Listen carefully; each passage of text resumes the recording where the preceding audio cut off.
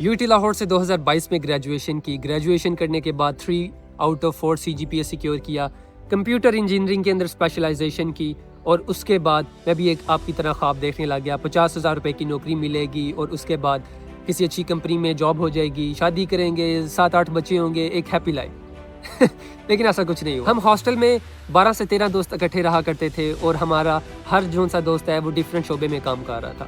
کوئی انجینئر تھا، کوئی ایویونکس انجینئر تھا، کوئی بایو میڈیکل انجینئر تھا، کوئی سافٹ ویئر انجینئر تھا، کوئی سیلز میں تھا، ایٹسیکٹرا۔ ہر بندہ ایک اپنی فیلڈ کے اندر جاب کر رہا تھا۔ ہر بندہ پیسے سیو کر کے اپنی فیملی کو سینڈ کر دیتا تھا۔ ہمارے پاس اتنے ریسورسز وسائل نہیں تھے کہ ہم ان پیسوں کو یوٹیلائز کر کے کہ کسی دوسرے کنٹری کی طرف سوچیں۔ تو ہم بیٹھتے تھے، کیریئر کی باتیں کرتے تھے، ڈسکس کرتے تھے کہ کیا ہمارے لیے کون سی پاسبلٹی بن سکتی ہے، لیکن ہمیں کوئی آنسر نہیں نظر آتا تھا۔ کیوں نہیں نظر آتا تھا؟ ہمیں کوئی ایک ایسی جھلک، کوئی ایسا معجزہ، کوئی ایسا پوائنٹ چاہیے تھا جس سے ہمیں کوئی کنونس کر دے کہ یس دس از دا پاتھ، یہ رائٹ پاتھ ہے، آپ چلیں کریں۔ تو خیر ایک دن وہ ایسا ہی ہوا۔ یس ہم بیٹھے ہوئے تھے اور ڈسکس کر رہے تھے، سارے آفس سے واپس آئے تھے، تو ہمارے کچھ سینئرز تھے UET لاہور سے، تقریباً 15 سے 16 سینئرز تھے۔ انہوں نے کچھ کنسلٹنٹس کو 6 لاکھ روپیہ 5 لاکھ روپیہ دے کے اپنا پروسیس کروایا تھا۔ آسٹریلیا ایک ویزا ایشو کرتا تھا سب کلاس 476۔ اگر آپ کو وہ ویزا مل جائے تو آپ 18 ماہ کے لیے آسٹریلیا میں جائیں گے، وہاں پر جا کے اپنی فیلڈ سے ریلیونٹ کام ڈھونڈیں گے، اور اگر مل جاتا ہے تو وہی آپ کو PR اور پاسپورٹ کی طرف لے کے جائے گا۔ ہمارے لیے وہ ایک لاٹری سے کم نہیں تھا، تو ہم نے کہا اگر تو ہمارا اس کے اوپر تقریباً نہ ہونے کے برابر خرچہ ہے، صرف آپ کو آئلٹس دینا ہے اور لاکھ روپے آپ کو فیس بھرنی ہے، تو لیٹ اس ڈو دس۔ ہم سارے دوستوں نے اس دن طے کر لیا ہم نے آسٹریلیا ہی جانا۔ یس تو میرے پاس 70,000 روپے کی سیونگ تھی جو میں نے اپنی جاب سے کی ہوئی تھی، تو میں ان پیسوں کو یوٹیلائز کیا، میں نے آئلٹس بک کیا، آفس میں گیا، کمپنی کا لیپ ٹاپ اوپن کیا اور ادھر سے آئلٹس بک کیا۔ 7 دنوں بعد میرا ٹیسٹ اور میں نے تیاری بھی نہیں کی لیکن آئی واز کانفیڈنٹ کہ ہو جائے گا، لیٹ اس ٹرائی دس۔ تو 7 دنوں بعد میں نے جب ٹیسٹ دیا تو رزلٹ آیا، پتہ چلا 7 بینڈز۔ تو پھر ہم نے اس طرح کیا، ہم نے آسٹریلیا کی امیگریشن کی ویب سائٹ ایمی پورٹل اوپن کیا، چیک کیا یہ آخر ہے کیا چیز، کس چیز کتنے پیسے ہیں۔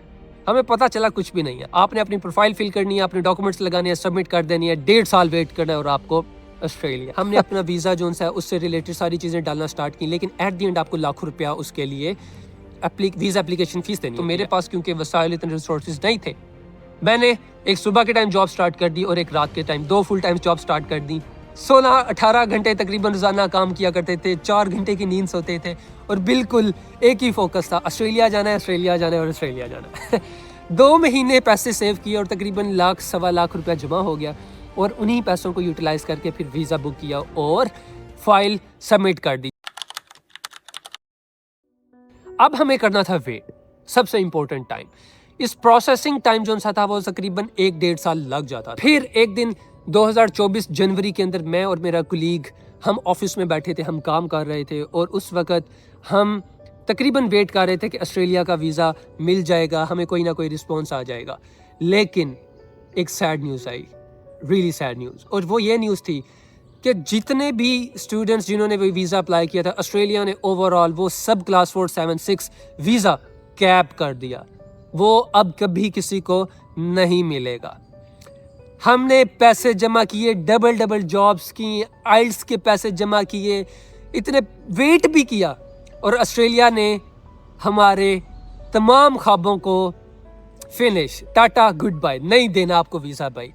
اب ہم سوچ رہے ہیں کہ بھائی اب کیا کریں، فیملی کو کیا بتائیں، ہماری فیملی بھی ہم سے ایکسپیکٹ کر رہی ہے کہ یہ چلے جائیں گے باہر، تو تقریباً ایک خواب سا بندے کا ٹوٹ جاتا ہے، لیکن گیو اپ نہیں کیا۔ ہمیں پتا تھا ایک راستہ نہیں تو دوسرا راستہ، دوسرا نہیں تو تیسرا، کچھ نہ کچھ تو کرنا ہے۔ جیسا کہ ہر بندہ کرتا ہے، میں نے بھی ویسا ہی کیا۔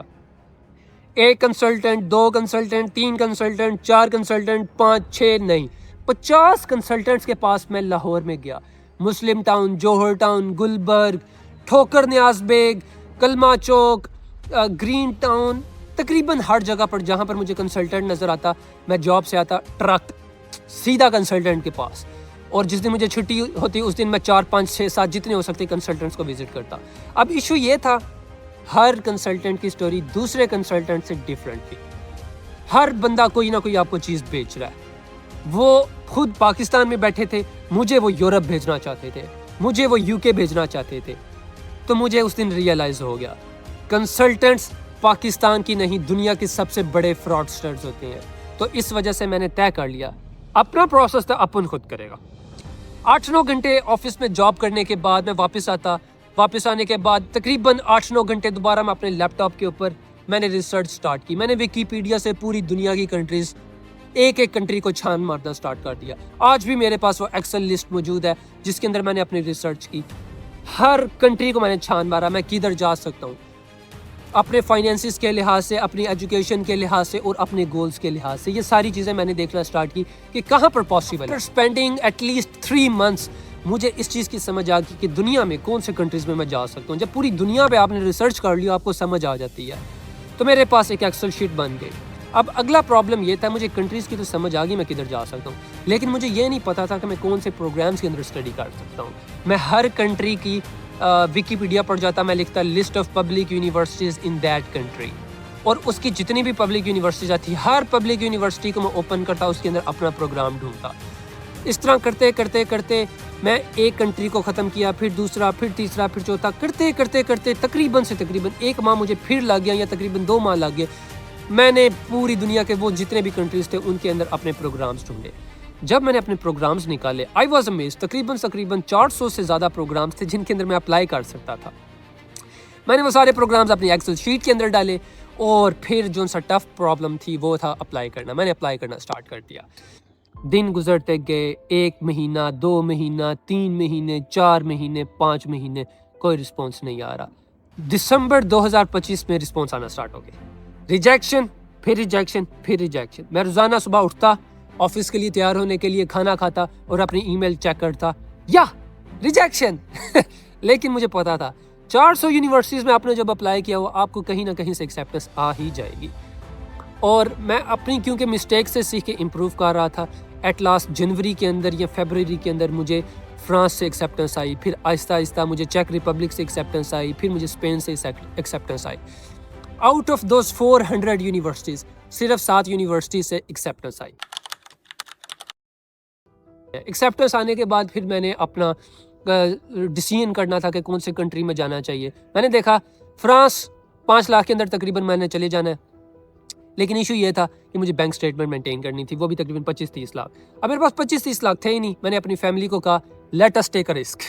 دس is the most funniest thing and most riskiest thing that I took in my career. میں نے اپنی فیملی کو کہا ہم اپنا مکان بیچ دیتے ہیں. ہمارا مکان سرگودا کے اندر تھا, تقریباً اس وقت اس کی جو سی ویلیو تھی وہ more than 1 کروڑ PKR تھی. میرے فادر نے پیچھے سے اس کے بعد جا کے اپنا مکان سیل آؤٹ کر دیا. ہم نے 70 لاکھ روپے میں مکان بیچ دیا. کین یو بلیو 1 کروڑ روپے کی تقریباً ملکیت کا آپ کا مکان ہے, اور آپ نے 70 لاکھ پہ صرف سیل کر دیا, صرف اس وجہ سے کہ آپ اپنے بیٹے کی تعلیم کے اوپر ایک رسک لینا چاہتے ہیں. That is something I really give credit to my family, my father, my family members, everyone.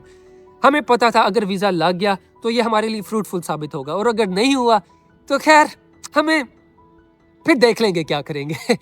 وہ جو سی اماؤنٹ تھی وہ ہم نے سیو کی, اور اسی کو میں نے اپنی بینک سٹیٹمنٹ بنایا. بینک سٹیٹمنٹ کرنے کے بعد پھر میں نے ویزا اپلائی کیا. ویزا اپلائی کرنے کے بعد پھر میں نے اپنی ریموٹ جاب سیکیور کی فرانس میں آنے سے پہلے, کیونکہ مجھے پتا تھا یہاں پر part time job it's tough. Start میں آپ کو تھوڑا سا ٹف ہوتا ہے, تو سروائیول کے لیے آپ کے پاس ریموٹ جاب ہونی چاہیے. وہ ریموٹ جاب سیکیور کی, اور then I came to France in September 2025.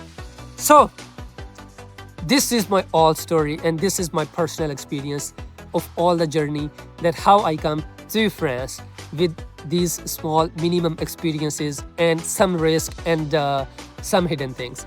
Now my message to all of you is this: when you have decided to do anything, then give your 200% and don't be afraid. Instead, what comes in the way becomes the way.